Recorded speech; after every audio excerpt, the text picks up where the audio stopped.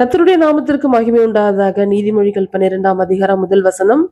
புத்திமதிகளை விரும்புகிறவன் அறிவை விரும்புகிறான். கடிந்து கொள்ளுதலை வெறுக்கிறவனோ மிருக குணம். கடிந்து கொள்ளுதலை வெறுத்தா மிருக குணம். மிருக குணம்னா மிருகத்துக்கு என்ன செய்யறது நல்லது கெட்டதுன்னு தெரியாது. தான் செய்கிறதை அது கண் மூடித்தனமாய் செய்யும். அதனால கடிந்து கொள்ளுதலை நம்ம வெறுக்க கூடாது. அதனால பாருங்க, மிருக குணத்துக்கு ஆண்டவர் ஒப்பிடுகிறார். இரண்டாவதான வசனம், நல்லவன் கர்த்தரிடத்தில் தயை பெறுவான். துர்ச்சிந்தை உள்ளவனோ மனுஷன் ஆக்கினைக்கு உட்படுத்துவாராம். நல்ல குணம் இருந்தா நம்ம ஆண்டவரிடத்துல தயை பெற்றுக்கொள்ளுவோம். துர்சிந்தை இருந்தா கண்டிப்பா ஆக்கினைக்கு நம்ம மாட்டிக்கொள்ளுவோம். அதுதான் 2 வசனங்களை ஆண்டு. நீதிமானுக்கும் துன்மார்க்கனுக்கும் உள்ள வித்தியாசத்தை பார்க்கலாம். 3ஆம் அதிகாரத்திலே, துன்மார்க்கத்தினால் மனுஷன் நிலை வரப்படான், நீதிமானுடைய வேரோ அசையாது. துன்மார்க்கன் ஒரு இடத்துல அவனால நிலையான வாழ்க்கை வாழ முடியாது. ஆனால் நீதிமானுடைய வேரோ அசையாது. வேர்னா நல்ல ஒரு ஆழமான ஒரு அஸ்திபாரம் போட்டிருக்கும். அந்த மரம் நல்ல ஒரு அசைக்க முடியாத, எப்படிப்பட்ட காற்று புயல் எது வந்தாலும் வேர் ஆழமா இருக்கும்போது அசையாது. ஆனால் நீதிமான் அசைக்கப்படாமல் இருப்பான். 5ஆம் வசனத்துல பார்க்கலாம், நீதிமானுடைய நினைவுகள் நியாயமானவைகள், அவன் உண்மையானவைகள், உத்தமமானவைகள், ஆண்டவருக்கு என்ன பிரியம் என்று சொல்லி தன்னுடைய வாழ்க்கையை நியாயப்படுத்தி தன்னுடைய வாழ்க்கையை வாழ்ந்து கொண்டிருப்பான். நான் துன்மார்க்குடைய ஆலோசனையோ சூதானவைகள் கேடானவைகள். அவன் நினைவுகள் எல்லாம் கேடா இருக்கும். யாருக்காவது ஏதாவது பிரச்சனை பண்ணணும், எதையாவது ஒண்ணு பண்ணி கொள்ள வேண்டும் என்று சொல்லி யோசித்து கொண்டே இருப்பான். 6ஆம் வசனத்துல பார்க்கலாம், துன்மார்க்குடைய வார்த்தைகள் ரத்தம் சித பதிவிருப்பதை பற்றினது. பாருங்க, அவனுடைய வார்த்தைகள் என்ன பண்ணும், ரத்தம் சிந்த இருக்குமா. அவன் பேசினாலே காயப்படுத்துற மாதிரி, காயப்படுத்தினாதான் ரத்தம் வரும். அவனோட வார்த்தைகளோ ரத்தம் சிந்துகிறதை போல இருக்குமா. ஆனால் நீதிமானுடைய வாயோ உத்தமருடைய வாயோ அவர்களை தப்புவிக்கும். உத்தமர்கள் பேசும்போது இப்படி தப்பான காரியங்களை அவர்கள் பேச மாட்டாங்க. அவர்கள் எல்லா சூழ்நிலைகளும் வாழ்க்கைக்கு வாழ்வதற்காக நல்ல முறையிலே பேசுவார்கள். 7ஆம் வசனத்துல பார்க்கலாம், துன்மார்க்கன் கவிழ்க்கப்பட்டு ஒழிந்து போவார்கள். கவிழ்க்கப்படுறது மாத்திரம் இல்ல, ஒழிந்தே போவார்கள், இல்லாமல் போவார்கள், இல்பொருள் ஆவார்கள். ஆனால் நீதிமானுடைய வீடோ நிலை நிற்கும். அவனுடைய சந்ததிகள் ஆண்டவர் அப்படியாக தன்னுடைய சந்ததியை கொண்டு வருகிற ஒரு ஆசீர்வாதத்தை நீதிமானுடைய வீடு நிலை நிற்கும் என்று சொல்லுகிறார். 10ஆம் வசனத்திலே பார்க்கலாம், நீதிமான் தன் மிருக ஜீவன்களை காப்பாற்றுகிறான். அவன் மாத்திரம் அல்ல, தன்னை சுற்றி இருக்கிறவர்களையும் நீதிமான் பார்த்து அதை காப்பாற்றுகிற ஒரு அனுபவத்துக்குள்ளாக பாருங்கள்.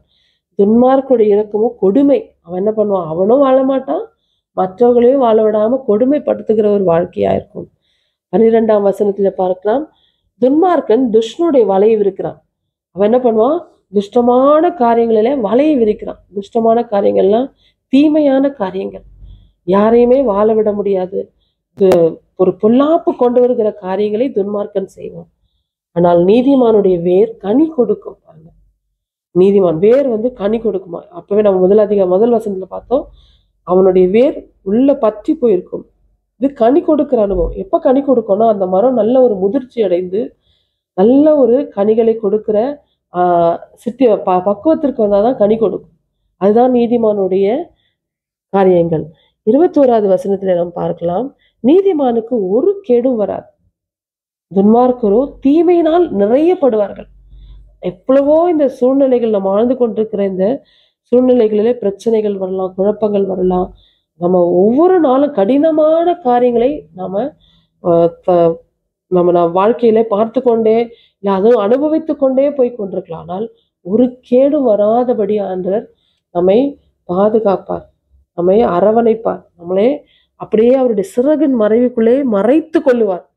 ஆனால் துன்மார்க்கரோ என்ன பண்ணுவாங்க, தீமையினால நிரப்பப்படுவார். ஏன்னா அவங்களுடைய இருதயமே என்ன பண்ணும், எதையாவது துன்மார்க்கமாய் தேவையில்லாத காரியங்களை செய்து அவரோட தீமையினாலே அவர்கள் நிறைக்கப்பட்டிருப்பார்கள். 26ஆம் வசனத்துல பார்க்கலாம், நீதிமான் தன் அயலானை பார்க்கிலும் மேன்மை உள்ளவன். தன்னை சுற்றி இருக்கிற ஜனங்கள், தான் போகிற இடங்கள், எல்லா இடத்துலயும் ஆண்டவர் என்ன பண்ணுவாரு, மேன்மை உள்ளவர்களாய் மாற்றார். ஏன்னா நீதியின் பாதையில நடக்கும்போது கர்த்தர் அவரே அவர்களை என்ன பண்ணுவாரு, மேன்மைப்படுத்துவார். துன்மார்க்குடைய வழியோ அவனை மோசப்படுத்தும். துன்மார்க்கமாய் தவறான காரியங்கள் செய்யும்போது, தவறான பாதையில நடக்கும்போது, தீமையா நடக்கும்போது, மற்றவர்களுக்கு தீமையை செய்ய வேண்டும் நினைக்கும் போது என்ன பண்ணும், வாழ்க்கை மோசமா இருக்கும். இதுதான் வித்தியாசத்தை நம்ம இந்த 12ஆம் அதிகாரத்துல நீதிமானுக்கும் துன்மார்க்கருக்கும் உள்ள வித்தியாசத்தை பார்க்கலாம். அடுத்ததாக பார்க்கலாம் சத்திய உதடு பொய் உதடுகள். சத்திய உதடு என்றென்றைக்கு நிலைத்திருக்கும், ஆனா பொய் உதடுகள் கர்த்தருக்கு அருவருப்பானவைகள். ஞானமுடைய நாவு ஔஷதம். 18ஆம் வசனத்துல பாருங்க. இப்படி பொய் நாவு ஒரு நிமிஷம் பொய் சொல்லிட்டா அந்த ஒரு நிமிஷம் தான், அதுக்கப்புறம் மறந்து போயிடும். ஆனா உண்மை எப்பயுமே 10 வருஷம் கழிச்சு கேட்டா கூட உண்மையா இருக்கும். அந்த பொய் சொன்னது மறந்து போயிடும். பொய் உதடுகள் கர்த்தருக்கு அருவருப்பானவைகள், உண்மையாய் நடக்கிறவர்களோ அவருக்கு பிரியம். இதுதான் ஆண்டவர் சொல்றார். அதே மாதிரி மனுஷனுடைய இருதயத்தில் உள்ள கவலை 25ஆம் வசனத்துல ஒடுக்கும் நல்வார்த்தைகளோ அதை மகிழ்ச்சியாக்கும். அதனால நம்ம இந்த இருதயத்தை ஒடுக்குகிறதான காரியங்களை நம்ம பின்பற்றக்கூடாது. நல்ல வார்த்தைகள், அதை பாருங்க, ஞானமுள்ளோட நாவோ ஔஷதம், அவனுக்கு ஹீலிங் கொடுக்கும். அவன் பேசும்போதே நம்முடைய வார்த்தைகள், பேசுகிற வார்த்தை நம்மை சுகப்படுத்துகிற வார்த்தையா இருக்கணும். காயப்படுத்துகிற வார்த்தை ஒரு ஞானம் உள்ளவன் செய்ய மாட்டான். அதான் ஆண்டவர் சொல்றார். இந்த அதிகாரத்துல இருதயத்தை பற்றி, நாவை பற்றி, அறிவை பற்றி, மூடனை பற்றி, துன்மார்க்கனை பற்றி, நீதிமானை பற்றி ரொம்ப அழகாக ஆண்டவர் வெளிப்படுத்தியிருக்கிறார். இந்த 12ஆம் வசனத்துல இந்த நாம படித்து இந்த காரியங்களை நம்முடைய வாழ்க்கையில அபியாசப்படுத்திக் கொள்வோம்.